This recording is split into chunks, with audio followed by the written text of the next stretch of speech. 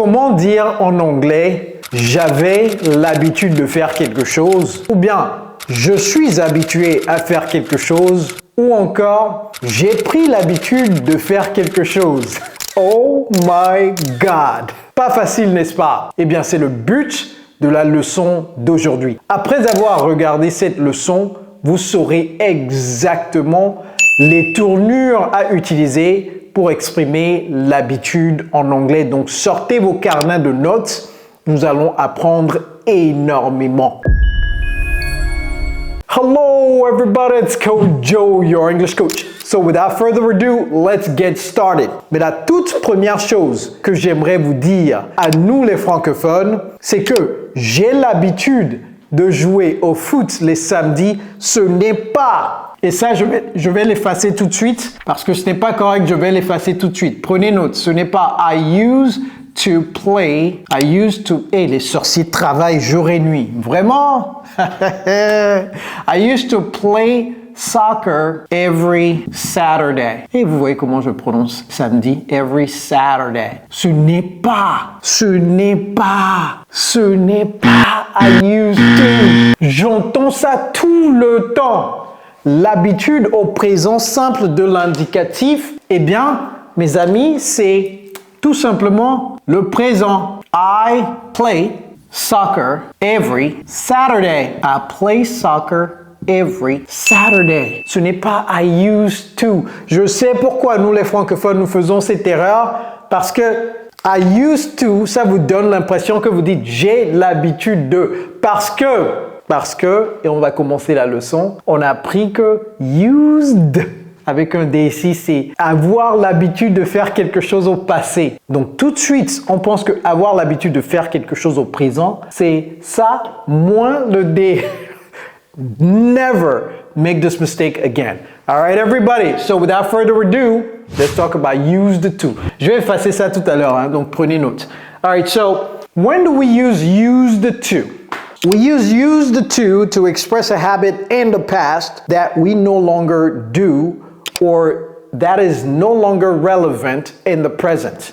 Okay, so this is a past habit that used to be true, but it's no longer true today. For example, I used to play tennis when I was a kid. I used to play tennis when I was a kid. That is a past habit. That means I don't play tennis anymore.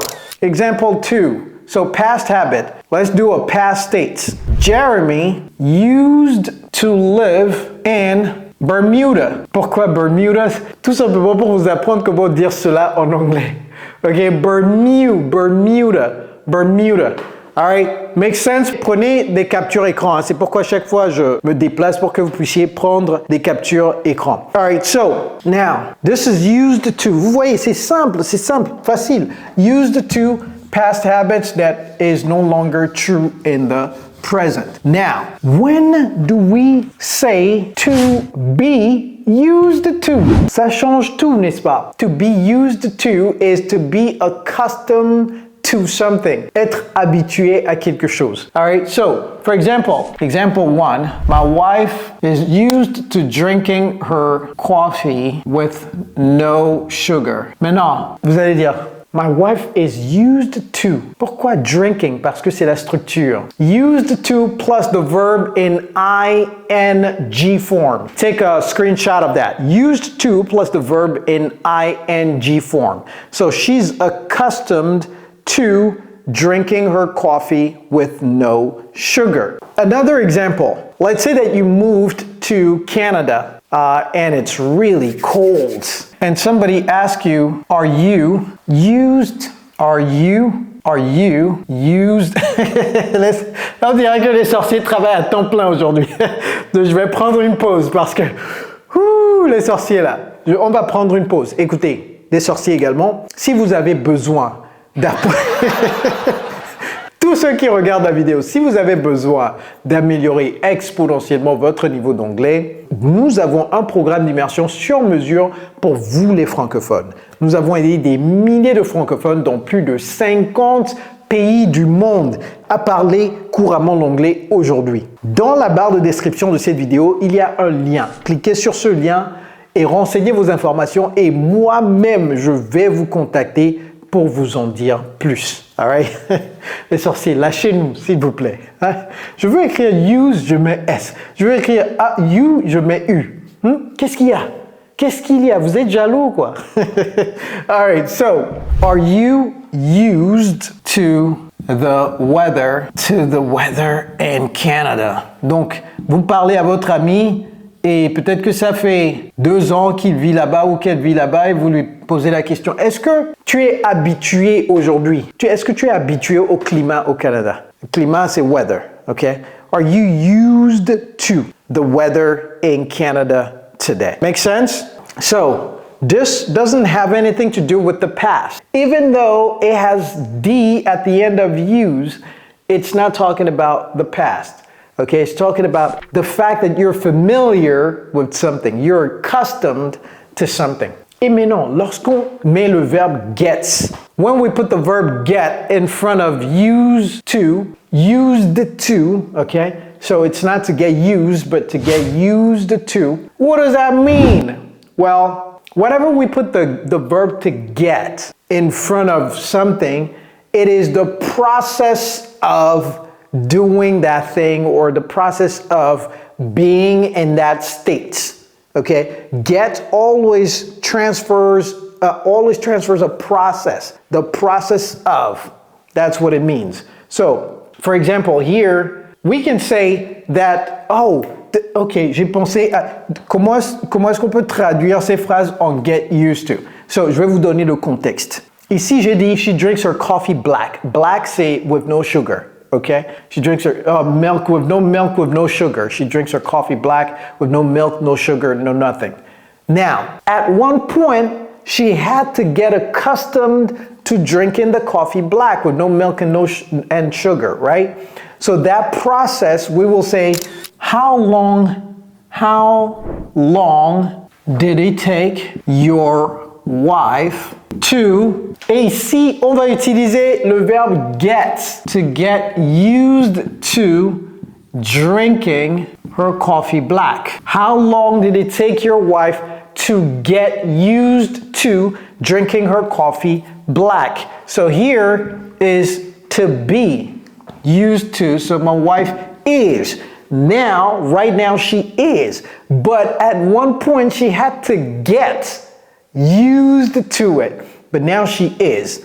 And here, it's also the verb to be.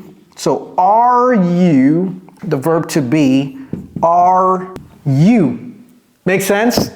And so here, it is the same thing. Are you used to the weather in Canada? Oh yeah, I am used to it now, but it took me a long time to get used to it. Okay? So here, it took me a long time to get used. Et prononcez le D, to get used. Ne dites pas to get used to get used to it. To get used to it, okay? Et vous pouvez enchaîner en disant I used to almost hate it. I used to almost hate it. Past habit, but I got used to it, so now I am used to it. All right, so this little lesson, this short lesson is to explain the difference between used to be used to get used to. Encore une fois, used to, une habitude dans le passé qui n'existe plus dans le présent. To be used to, être familier avec quelque chose dans le présent, et to get used to, l'action, okay? L'action de s'habituer à quelque chose. Donc ici, avoir l'habitude de dans le passé, être habitué à dans le présent, et le processus de s'habituer à quelque chose.